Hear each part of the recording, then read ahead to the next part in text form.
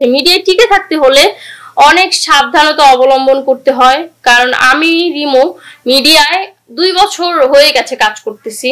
ভালো হিরোর সাথে মুভি এসেছে, বাট কেন করতে পারিনি? কারণ আমি তাদের প্রস্তাবে রাজি হইনি, তাদের সাথে আড্ডা দিতে পারিনি, তাদের সাথে স্মোক করতে পারিনি। বাংলাদেশে নায়িকা হতে গেলে অনেক সময় অনেক ধরনের বাজে অফার আসে, আসলে কি এটা সত্য কিনা? আপনি তো এখন অনেক কাজ করতেছেন। এটা হচ্ছে 100% সত্য কথা, কারণ আমি বরাবরই হচ্ছে সত্য বলতে খুব পছন্দ করি, আর হচ্ছে খুব স্পষ্টবাদী মেয়ে আমি। তার জন্য হচ্ছে আমাকে অনেকে দেখতে পারে না, কারণ আমি ওই যে মুখের উপর সত্য কথা বলে ফেলি। বাট এটা আমি কখনো ছাড়তে পারবো না। মিডিয়ায় ধরেন আমি আজকে এই জায়গায় কেন?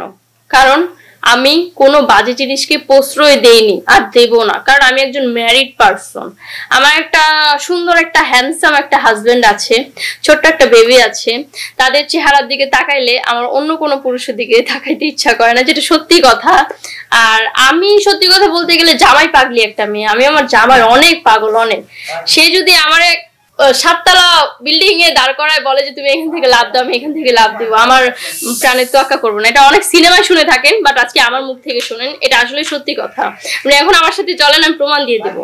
সবার আগে এই কথাটা বলেছি কারণ যাতে হচ্ছে সবাই ক্লিয়ার হয়ে যায়, যাতে আমাকে কেউ আর বলতে না পারে। আর আমার অনেক ভালো ভালো কাজ এসেছে, ভালো হিরোর সাথে মুভি এসেছে, বাট কেন করতে পারিনি? কারণ আমি তাদের প্রস্তাবে রাজি হইনি, তাদের সাথে আড্ডা দিতে পারিনি, তাদের সাথে স্মোক করতে পারিনি। তারা হচ্ছে এখানে যাবে, বলতেছে রিমু অফিসে আসো, মিটিং আছে। বলি কিসের মিটিং? আপনি কি আমাকে দেখেন নাই? আমাকে যদি এতই দেখার থাকে, আমাকে ফেসবুকে আইডি লিংক দিয়ে দিচ্ছি আমি আপনাকে, আমাকে মন ভইরা দেখা নেন। যদি কোনো সন্দেহ থাকে মন ভইরা দেখা নেন। আমি আসলে এরকমই, আমার আর সামনাসামনি দেখা লাগবে না। মনে করেন পরের দিন আর আমার সাথে কথা বলা তো বাদ, আগে যা টুকটাক কাজ দিত পরে এই কাজ দেওয়া বন্ধ করে দেয়। তো এটা শিকার আমি হচ্ছি প্রতিনিয়ত। বাট কি যে এগুলা থেকে হচ্ছে কি যে নিজেকে সেফ রাখতে হয়। এখন নিজে ভালো তো জগৎ ভালো। আমি যদি আপনাকে সুযোগ দেই তাহলে আপনি সুযোগ পাবেন, আমি যদি আপনাকে সুযোগ না দিই আপনি কিভাবে সুযোগ পাবেন? এখন আপনি তো জোর করে কিছু করতে পারবেন না, তাই না?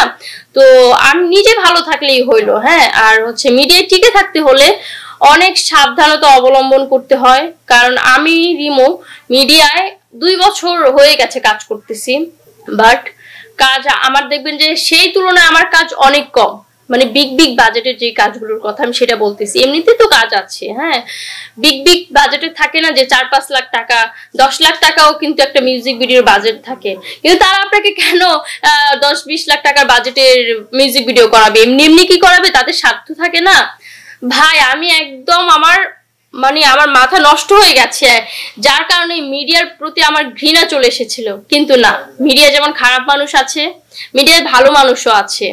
যেমন কিছু কিছু ভালো মানুষের জন্যই আজকে আমি মিডিয়ায় কাজ করতে পারতেছি, তাদের চ্যানেলে কাজ করতে পারতেছি। তাদেরকে আমি অসংখ্য অসংখ্য ধন্যবাদ জানাই। সবাই কিন্তু ওই চোখে দেখে না, নেগেটিভ চোখে দেখে না। কিছু কিছু ডিরেক্টর আছে, কিছু কিছু প্রডিউসার আছে যারা হচ্ছে বোনের চোখেও দেখে, একদম সরল মনে আপনাকে কাজ দিবে যে না আমার কাজ উঠানো লাগবে।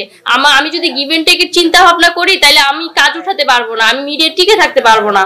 আর যারা চিন্তা করে না এই মেয়েটাকে যদি আমি এই গানে নেই তাহলে আমার গানটা ভালো হবে, আমি 2-1টা মানুষকে কাজটা দেখাতে পারবো, তাহলে তারা মনে করেন যে মিডিয়া অনেক বছর টিকে থাকতে পারবে, আর তারা হচ্ছে মিডিয়ায় ভালো কিছু করতে পারবে। যারা নাকি সুযোগ নেয় তারা তো মানুষ না, তারা মানুষ না, হচ্ছে নরপশু। আমি এদেরকে নরপশুই বলবো। আর কিছু বললাম না, যেহেতু আমি মিডিয়ারই একজন কর্মী।